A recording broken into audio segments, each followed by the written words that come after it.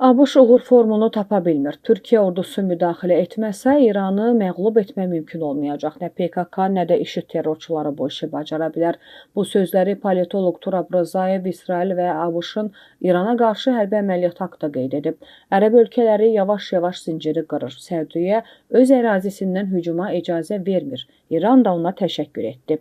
Digər ərəb şeyxləri də Trumpın xəracını kəsirlər.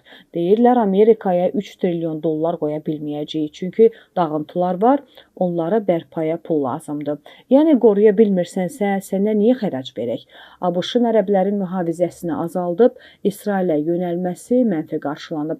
Fransa elə həmişə Fransadır. İspaniya, İtaliya, Danimarka müharibəyə yox deyir. Britaniya özünü uzaq tutmağa çalışır. Hətta ABŞ oyuncağı Alman Mersdə bizə müharibə lazım deyil deyir.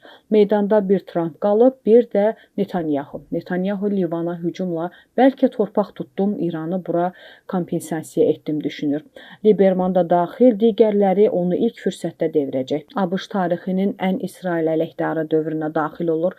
Trump hakimiyyətinin sonu Netanyahunun da sonu kimi olacaq görünür. Bibinin son kartı qalıb, dinlərarası müharibə başlamaq deyə politoloq bildirib.